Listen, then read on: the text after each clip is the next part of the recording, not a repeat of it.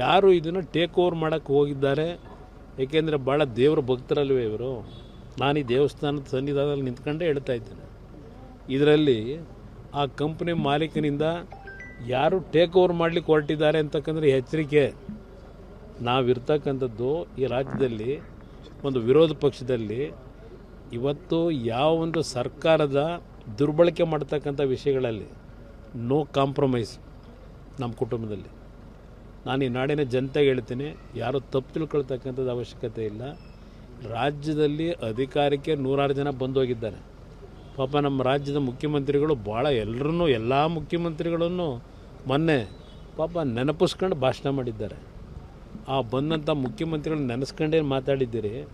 ಅವ್ರಿಗೇನಾದರೂ ಗೌರವ ತರಬೇಕಾದ್ರೆ ಮುಂದಕ್ಕಾದರೂ ಈ ರಾಜ್ಯದ ಸಂಪತ್ತನ್ನು ಉಳಿಸ್ತಕ್ಕಂಥದ್ದಕ್ಕೆ ಏನು ಕಾರ್ಯಕ್ರಮದಲ್ಲಿ ನಿಮ್ಮ ಒಂದು ಅಧಿಕಾರ ಕೊಟ್ಟಿದ್ದಾರೆ, ಇವತ್ತು ಆ ಅಧಿಕಾರವನ್ನು ದುರ್ಬಳಕೆ ಮಾಡ್ಕೊಳ್ಳೋದೇ ಈಗಲಾದರೂ ಇವತ್ತೇನು ಕೋರ್ಟ್ನಲ್ಲಿ ಹೇಳಿದ್ದಾರೆ, ಈಗಾಗಲೇ ಒಂದು ತೀರ್ಪಿನಲ್ಲೇ ಬರೆದಿದ್ದಾರೆ.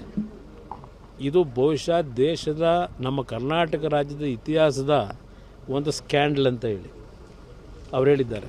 ಕೋರ್ಟ್ನ ಒಂದು ತೀರ್ಪು ಕೊಡಬೇಕಾದ್ರೆ ಅದ್ರ ಜೊತೆಗೆ ಇಲ್ಲೀಗಲ್ಲಾಗಿ ಟೋಲ್ ಕಲೆಕ್ಷನ್ ಆಗ್ತಾಯಿದೆ.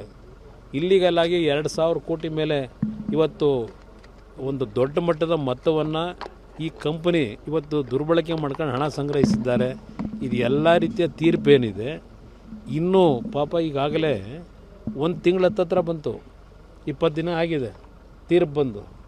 ಏನು ಕ್ರಮ ತಗೊಂಡಿದ್ದೀರಿ ಈ ಸರ್ಕಾರದಲ್ಲಿ? ನೆನಪಿಸ್ಲಿಕ್ಕೆ ಮೊನ್ನೆ ಪತ್ರ ಬರೆದಿದ್ದೇನೆ. ಏನು ನೋಡ್ತಾರೆ, ಏನು ಮಾಡ್ತಾರೆ ನೋಡೋಣ ಅಂತೇಳಿ. ಯಾಕೆಂದರೆ ಟೇಕ್ ಓವರ್ ಮಾಡ್ತಕ್ಕಂಥ ಒಂದು ಕೆಲವು ಚರ್ಚೆ ನಡೀತಿರೋದನ್ನ ಸ್ವಲ್ಪ ದಿವಸ ನಿಲ್ಲಿಸ್ಕೊಳ್ಳಿ. ಯಾರು ಟೇಕ್ ಓವರ್ ಮಾಡೋಕ್ಕೆ ಹೊರಟಿದ್ದೀರಿ?